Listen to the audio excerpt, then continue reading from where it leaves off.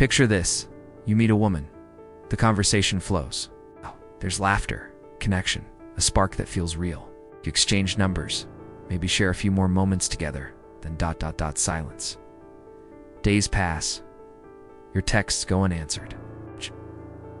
You realize with a sinking feeling that you've become just another face in the crowd, another forgettable encounter in her busy life. You gave your attention freely, wore your heart on your sleeve, and somehow, in trying to be everything, you became nothing. You were invisible now, erased from her memory as easily as deleting a photo from her phone. But then there's the other man, the one who said less but meant more. It's the one who left her wondering, questioning, replaying every word he spoke, every glance he gave. Weeks later, she still finds herself thinking about him during quiet moments. She wonders what he's doing, who he's with, whether he thinks of her too. He didn't chase. He didn't flood her with attention. He simply was in and being himself. He became unforgettable. This is the difference between the man who begs for space in her thoughts and the man who earns it through the quiet power of his presence. What separates these two men isn't luck, looks, or wealth. It's mastery, the ancient art of self-command, that the Stoics called the highest virtue. Marcus Aurelius, the most powerful man in the ancient world, understood that true strength lies not in what you can take, but in what you can restrain. Seneca knew that the man who controls himself controls his destiny. Epictetus taught that our power lies not in controlling others, but in mastering ourselves. These weren't just philosophical ideas, they were tools for becoming the kind of man who lives on in memory long after he's gone. The first psychological principle that keeps you in her mind forever is the power of emotional detachment. When most men meet a woman they're attracted to, they immediately begin investing their entire emotional state in her response. They become reactive, needy, desperate for her validation. But the Stoic understands what Marcus Aurelius wrote in his Meditations: you have power over your mind, not outside events. Realize this, and you will find strength. The man who maintains his inner calm, who doesn't let his mood rise and fall with her texts or her attention, creates a magnetic pull that's impossible to ignore. This isn't about being cold or indifferent. It's about being centered. When you're not emotionally dependent on her reactions, you become unpredictable in the most attractive way. She can't manipulate your mood with silence or control your day with delayed responses. You remain steady, like a mountain unmoved by passing storms. This emotional stability creates a sense of safety, but more importantly, it creates intrigue. She begins to wonder, what makes him so calm? What does he know that I don't? Your detachment becomes a puzzle she wants to solve, a mystery she can't stop thinking about. The second principle is the art of purposeful scarcity. In our age of constant communication, most men make themselves endlessly available. They text immediately, call frequently, and make themselves so accessible that they lose all sense of mystery. But Seneca warned against this very trap when he wrote about the danger of cheap pleasures and easy gratification. The wise man understands that value comes from rarity, not abundance. When you're not always available, when your time and attention become precious commodities, you create a psychological phenomenon called intermittent reinforcement. This doesn't mean playing games or being manipulative. It means having a life so full of purpose that you're naturally selective about when and how you engage. You respond to her texts when it serves you, not when anxiety compels you. You make plans when they align with your schedule, not when desperation drives you to drop everything. This creates a powerful dynamic where she begins to value your attention. More because it's not guaranteed. She starts to anticipate your messages, to look forward to your calls, to treasure the moments when you choose to be present. Your scarcity becomes her obsession. The third principle is the power of controlled unpredictability. Most men fall into predictable patterns. They text at the same times, say the same things, react in the same ways. But the human mind is designed to notice and remember what's different, what breaks the pattern. Epictetus taught that we must be prepared for anything, that the wise man adapts to circumstances while maintaining his core principles. This adaptability, this refusal to be boxed in by expectations, creates mental hooks that keep you in her thoughts. Sometimes you're playful. Sometimes you're serious. Sometimes you're available. Sometimes you're not. Sometimes you pursue. Sometimes you pull back. This isn't about being inconsistent in your character. Your values and principles remain rock solid. It's about being unpredictable in your expressions, your responses, your availability. She can't quite figure you out, can't predict your next move, and this uncertainty creates a cognitive loop in her mind.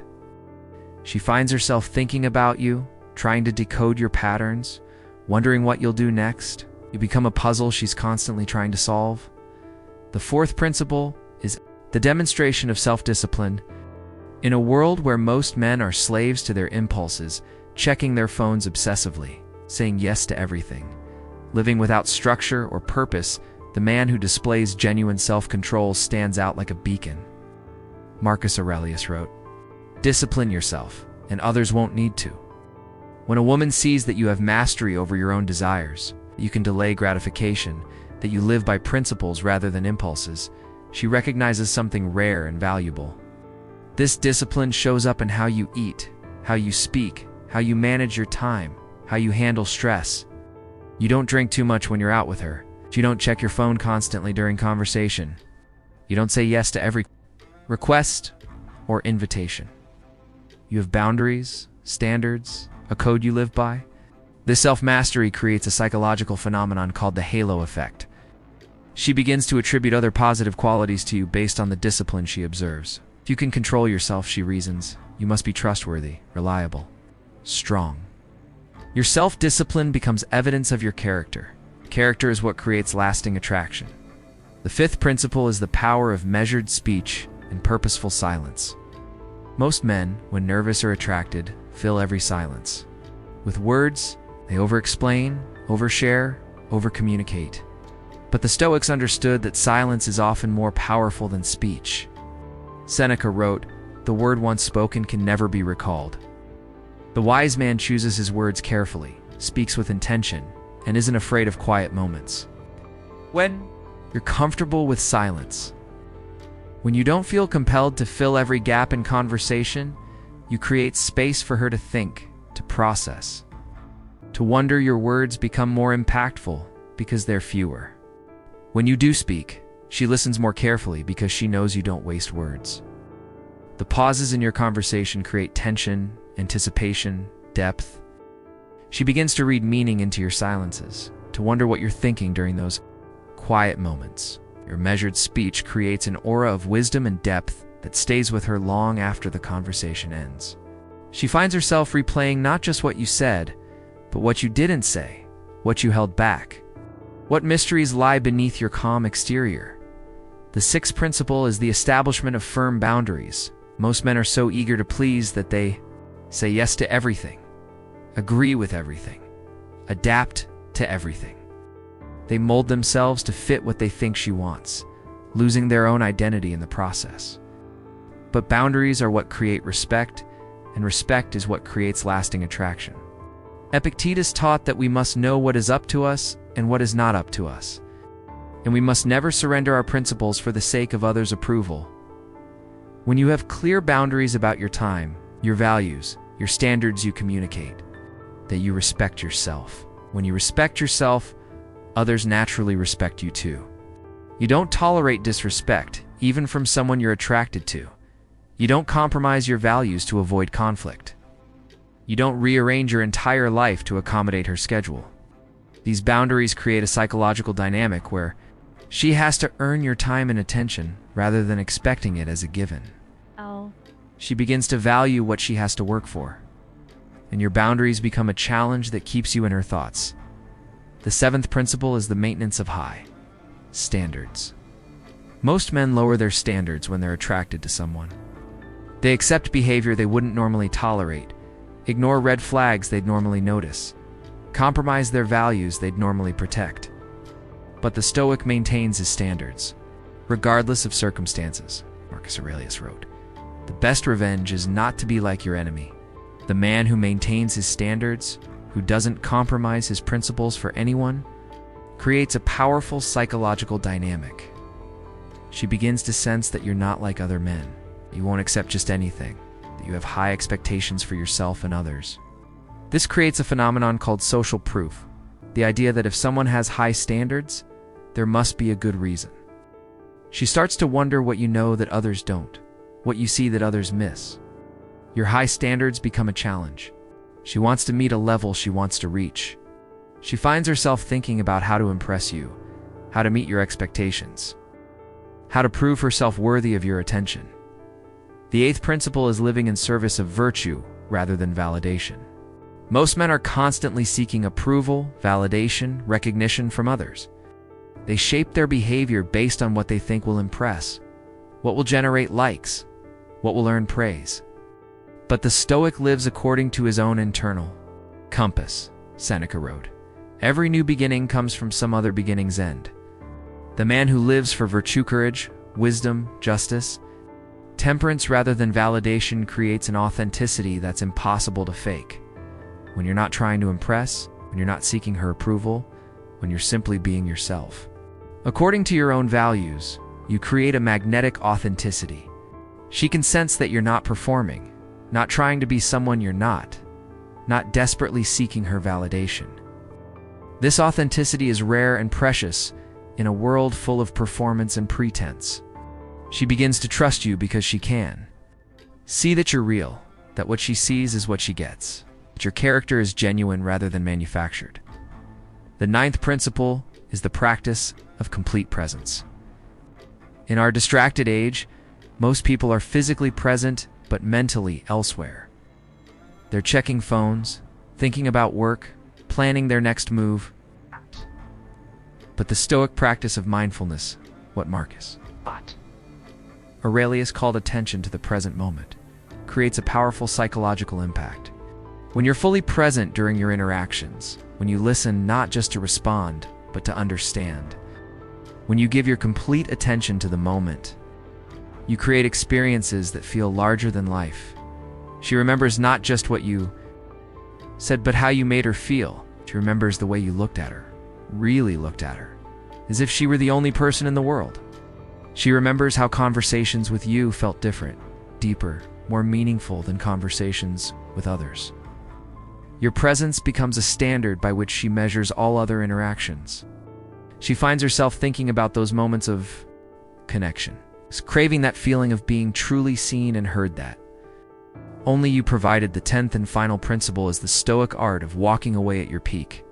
Most men, when things are going well, try to extend the moment indefinitely. They don't want good things to end, so they stretch conversations, extend dates, drag out interactions until they become stale.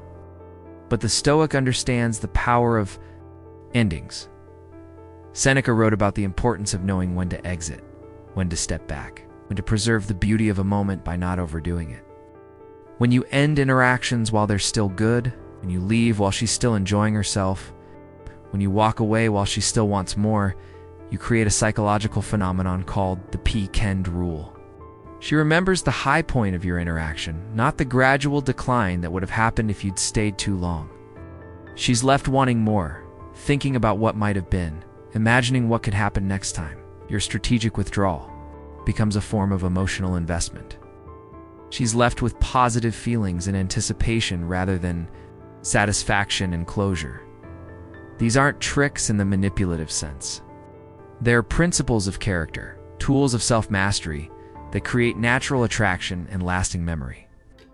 When you embody these qualities, emotional detachment, purposeful scarcity, controlled unpredictability, self-discipline, measured speech, firm boundaries, high standards, authentic virtue, complete presence, and strategic withdrawal, you become the kind of man who lives on in her thoughts, not because you tried to, but because you couldn't help but do so.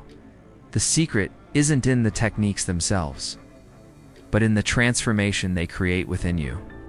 When you master these principles, you're not just becoming more attractive to women, you're becoming more attractive to life itself. You're developing the kind of character that creates opportunities, builds respect, and generates the kind of quiet confidence that's impossible to ignore.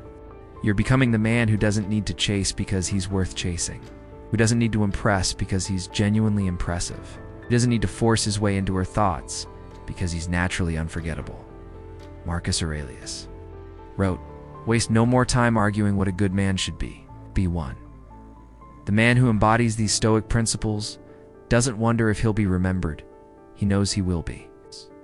Not because he tried to be memorable, but because he became the kind of man who couldn't be forgotten. He lives on in her thoughts, not as a memory of someone who pursued her, but as a memory of someone who was worth pursuing. He becomes unforgettable, not by demanding attention, but by deserving it. In the end, the greatest psychological trick of all is simply becoming the kind of man who, once encountered, can never be completely forgotten.